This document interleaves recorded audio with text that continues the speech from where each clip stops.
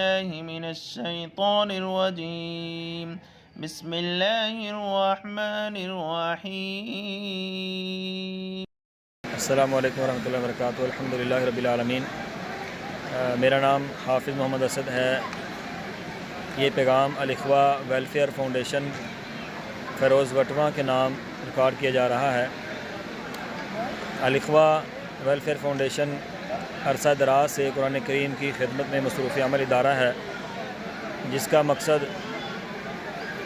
ملک بھر میں یا دوسرے ملک میں رہنے والے وہ حفاظ کرام جو اپنی زندگی میں مصروف عمل ہیں ان کو قرآن کریم کے ساتھ منسلک رکھنا اور ڈیلی کی بنیاد پر ایک سپارہ قرآن کریم کی تلاوت کروا کر اس کی رپورٹ مرتب کرنا ہے. اسی ادارے کے تحت اس کی کارکنان کے اندر میں بھی شامل ہوں الحمدللہ.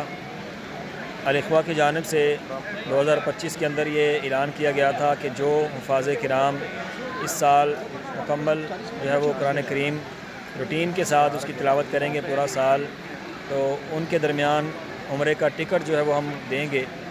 تو الحمدللہ وہ محرم الحرام کے شروع کے اندر اس کا قرآن اندازی کی گئی اور میرا نام اس میں شامل تھا. الحمدللہ میرا نام قرآن اندازی میں نکلا. تو الاخوہ کی جانب سے مجھے وہ ٹکٹ جو انہوں نے وعدہ کیا تھا وہ پورا کیا، اور آج اللہ کے فضل سے میں عمرہ کی ادائیگی کے لیے روانہ ہو رہا ہوں.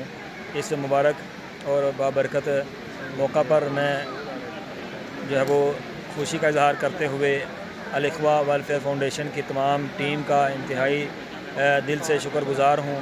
اس پر اللہ تعالیٰ کا بھی شکر گزار ہوں کہ اللہ تعالیٰ نے مجھے موقع نصیب فرمایا. اور خصوصی طور پر الاخوہ کے صدر حاجی محمد اسد صاحب، جنرل سیکرٹری حافظ عبدالحمید صاحب، اور اسی طرح ہمارے گروپ سیدنا حلقہ سیدنا عمر فاروق رضی اللہ تعالیٰ عنہ کے ایڈمن حافظ عمار سعید صاحب، جن کی محنت اور کوشش کے ساتھ ہم نے جو ہے وہ اس ٹارگٹ کو پورا کیا، اور اللہ کے فضل سے ہمیں جو ہے وہ اس قرآن اندازی میں ہمارا نام نکلا اور اس کے لیے ہم منتخب ہوئے. میں تہہ دل سے شکر گزار ہوں اور اللہ سے دعا گو ہوں اللہ تعالیٰ اس ادارے کو جو ہے وہ قائم اور دائم فرمائے اور اس کو مزید ترقیاں عطا فرمائے، اور اسی طرح اس سے دین کی خدمت کا کام اللہ تعالیٰ لیتا رہے. اللہ ہم سب کا حامی و ناصر ہو، ہم سب قرآن کے ساتھ جڑے رہیں. قرآن ہی ہماری زندگی کا جو ہے وہ ایک واحد ذریعہ ہے جو ہمیں دنیا اور آخرت کے اندر کامیابی دکھائے گا انشاءاللہ. اللہ رب العزت سے دعا ہے کہ اللہ تعالیٰ ہمارا یہ سفر آسان بنائے اور آپ سب تمام احباب کی جو ہے وہ اعتماد اور تمام احباب کی محنت و کاوشوں کو اللہ قبول فرمائے. والسلام علیکم ورحمۃ اللہ وبرکاتہ.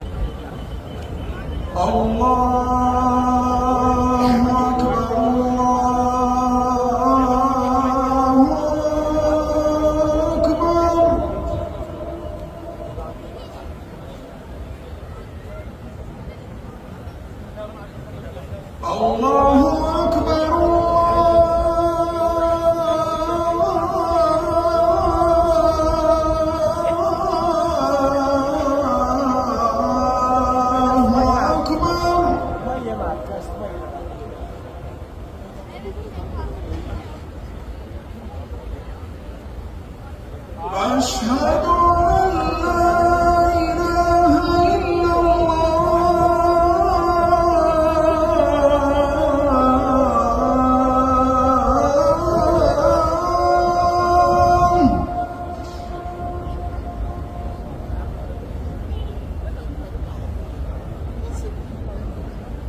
أشهد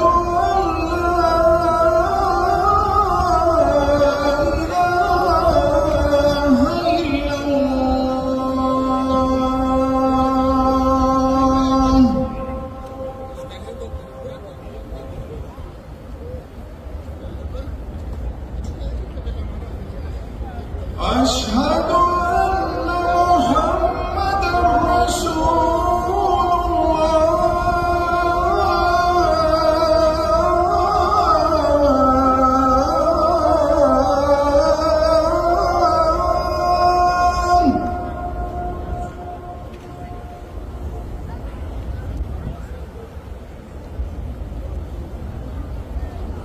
أشهد